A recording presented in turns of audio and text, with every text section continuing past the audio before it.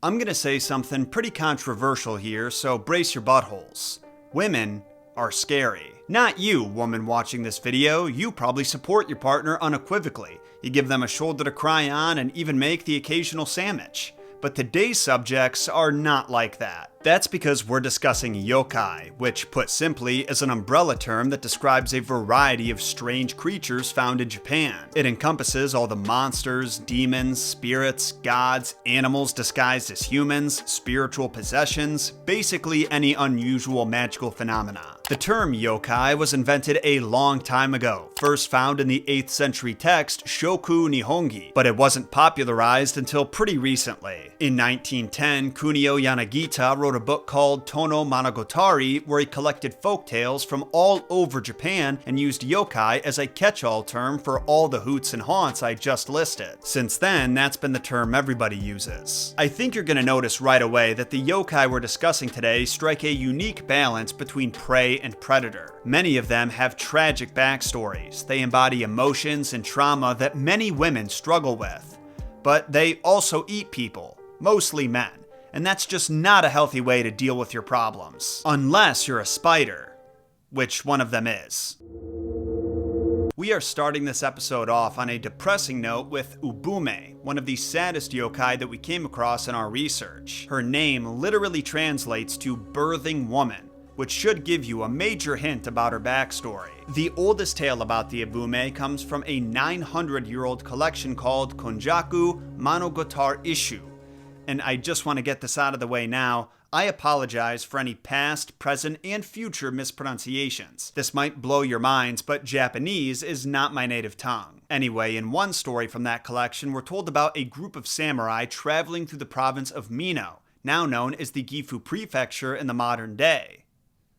Shut up, I already said I was sorry. One night, the samurai were in their camp, spending their time as they usually did, telling creepy stories to weird each other out, when one of the samurai mentions the nearby river is the home of an Ubume. In her mortal form, the Ubume was an expecting mother who wanted nothing more in life than to be a mother. But tragically, she passed away while giving birth, and she so greatly feared what might happen to her baby that her spirit refused to pass on. Now she manifests in our world as a ghost. Depending on what stage of her pregnancy she died, that ghost can take the form of a pregnant woman, a woman holding her baby, or a corpse carrying an underdeveloped fetus. The one quality that remains consistent among them is that they're covered in blood and crying. The samurai told his companions about a local legend that anyone who crossed the river would be approached by a distraught woman, and she would ask them to please carry her weeping child across the river and save its life. If the person wanted to be a hero and agreed, that would be their doom, because the child would get heavier and heavier with every step they took, pulling them closer and closer to the water. In most cases, the would-be hero refuses to let the child go, so they're pulled underwater along with it and drown. But anyone who dropped the child to save themselves would be pulled into the water by the Ubume anyway. The only way out of this situation, once you've accepted it, was to make it all the way across the river, but no one had ever accomplished this. When the samurai finished his story, all of his companions were now too afraid to cross the river. Well, all of them except for one. Sutake, one of the Shiten-Ryo, the 4 guardian kings of Buddhism. We might talk about them in the future, but in the meantime, I should clarify that Japanese mythology is an amalgam of Shinto mythology, Buddhist mythology, as well as Chinese and Indian folklore. Sutake tells the other soldiers that stories like the Ubume's are nonsense, that he could easily cross the river right now, and to prove it, he'll plant an arrow on the opposite shore and walk back. Without hesitation, Sutake stands up, pulls an arrow from his quiver, and heads to the nearby river, with his companions secretly following him in the shadows to see if he really can pull this off. Sure enough, they witnessed his bravery firsthand. Sutake forded the river, impaled his arrow into the dirt, and prepared to make his walk back. But when he turned around, a small, sickeningly skinny woman was standing only a meter away from him, holding out her baby and begging Sutake to take it across the river. The group of samurai watched this exchange from the shadows with bated breath. Sutake made a big show about it being foolish to fear the Ubume when they were at the camp, but now she was standing right in front of him and undeniably real, which meant the danger was probably real too. Lo and behold, Tsutake surprised all of them when he took the woman's child in his arms and began his journey across the river. The legends were true. At first, the baby was light as a feather, but it seemed to double in weight with every step he took, and by the halfway point, he was already struggling to keep his shoulders above the water. Even worse, the Ubume was screaming at the top of her lungs, begging Tsutake to bring her baby back. But he knew that if he turned around, he wouldn't survive the return journey. Instead, he soldiered on, and as the raging water rose above his mouth and nose and eyes, he held the baby as high as he could in the air, determined to make it to the other side. The final thing that Tsutake heard before his head was completely submerged was the unhinged cries of the Ubume. But when his head rose above the water again, the world was silent. The once raging river was now calm, flowing silently to its destination, and the Ubume had disappeared. The only evidence he had of the encounter was her child, which he raced back to camp with to show the other samurai. But when he unwrapped the blanket, all that was inside was a bundle of wet leaves. Some say that after Tsutake's encounter with the Ubume, he was blessed with great strength, a gift he went on to use in his future adventures. But the samurai in our next story takes quite a different approach when confronted by a yokai. To be fair though, this yokai was even scarier than the last. She's known as Jorogumo, which technically has two definitions, because the word Jorogumo is made of two kanji, Japanese symbols, karamu meaning entangled, and shinbu meaning bride, so the name literally means entangling bride. But apparently, and I might need a native speaker to confirm this in the comments, when you pronounce the kanji together in Japanese, it's a homophone for whore spider. And on that note, it's time for me to whore it up for our sponsor, Squarespace. If you're looking to make some extra money, market your business, or just share your passion with the world, Squarespace has all the tools you need. Building a website used to be so complicated you had no choice but to hire a professional, but Squarespace has completely changed the game to make website creation easy and affordable. There is never anything to download, patch, install, or update. They have a massive library of award-winning templates, and you can use their revolutionary Fluid engine to customize every detail with drag-and-drop technology. No coding needed. Squarespace even offers comprehensive analytics that give insights on top traffic sources to help you understand how your website is performing, where your reach is going, track your sales, and learn where to focus on new engagement. It's everything you need to scale your brand or business laid out in front of your eyes. If you want to take your small business, side hustle, or passion project to the next level, go to squarespace.com/JohnSolo to start a completely free trial. And when your site is ready for launch, use code JohnSolo to get 10% off your first purchase of a website or domain. If you've seen my episode on the kitsune, you'll remember that as the kitsune ages, it grows more powerful and gains new abilities, like shapeshifting. The Jorogumo is a similar beast. When the Joro spider, also known as a golden orb weaver, reaches 400 years of age, it too gains a multitude of magical powers. Also, like the kitsune, most tales describe it appearing as a beautiful woman in order to trick men into lowering their guard. Only there is a major difference between these two. Besides foxes being adorable, while spiders are ugly. When the kitsune deceives a man, it may rob him, it may humiliate him, it may even kick his ass a little bit if it's into that sort of thing. But at the end of the day, the man will survive the encounter with his humanity intact. The Jorogumo is not so gentle. Like 99% of her powers are to make eating people less of a chore. She can also control fire-breathing spiders with her mind, new fear unlocked, and I hear she also gets free same-day dry cleaning.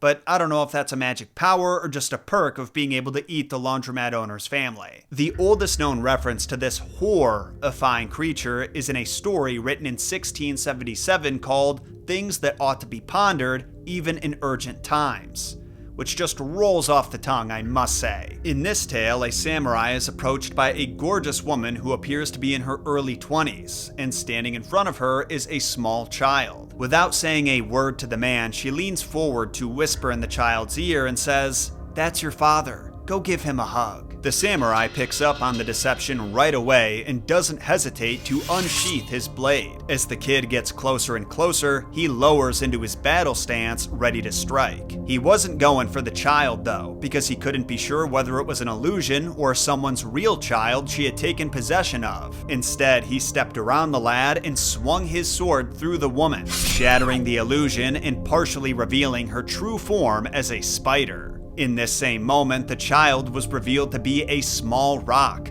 one that would have shattered his sword and left him defenseless had he taken the bait. The injured Jorogumo screamed out in pain, and, still in her hybrid form, she fled into the rafters of his home. But the next day, when he examined the ceiling, all he found was a simple golden orb weaver spider lying dead, surrounded by the bones of her previous victims. The name of this story, Things That Ought to Be Pondered Even in Urgent Times, is also its moral. Like the samurai, you have to keep a cool head, even during times of crisis, because if you panic, even acts of bravery can lead to disaster. You know, disasters like trying to chop a child in half only to find out he's made of stone and breaks your sword. Or more modern disasters, like the botched plastic surgery that created the Kuchisake-Onna. Kuchisake-Onna kinda reminds me of Medusa. Their stories are very different, but they overlap in some key areas, like they both used to be really hot. Her name translates to slit-mouthed woman, and unlike the previous two yokai, her legend is pretty new, but it might be the most terrifying of them all. You know what? That's just not true. Nothing scarier than fire-breathing spiders, but she is still pretty terrifying. From January to April of 1979, newspaper publishers throughout Japan warned their readers that a crazed woman was attacking strangers in the street. She was described as young, attractive, and wearing a white surgical mask over her mouth. But this was no mere mortal. This was the Kuchisake-Onna. According to legend, the Kuchisake-Onna was once a pretty young thing whose beauty was the envy of every woman who saw her. But this beauty didn't come natural. It was the result of a copious amount of cosmetic surgery, and she went under the knife one too many times. Apparently, she had gotten so sexy that even the doctor who made her this way was jealous. And if you're wondering why a man would be jealous of a woman's beauty, he wouldn't. The doctor is a woman, you chauvinist. Hashtag women in STEM. When the girl went to the hospital to get her yearly face upgrade, the doctor mutilated her Glasgow style, slicing her mouth open from her lips to her ears. In some versions of the story, the doctor let the girl bleed out and die right there on the table, but in others, she woke up from surgery, saw what her doctor had done to her face, and was so horrified that she took her own life. Her spirit didn't go far though. As previously mentioned, she was spotted in multiple cities attacking pedestrians, seemingly at random. But the few survivors of her onslaughts have suggested tips for how to escape her. It probably won't surprise you to hear, given how the Kuchisake-Onna lived her life and how she died, that she was very insecure about her physical appearance, and that insecurity lingered long after she died. Because of this, she's known to approach any man, woman, or even child on the street and ask them point blank, "Am I pretty?"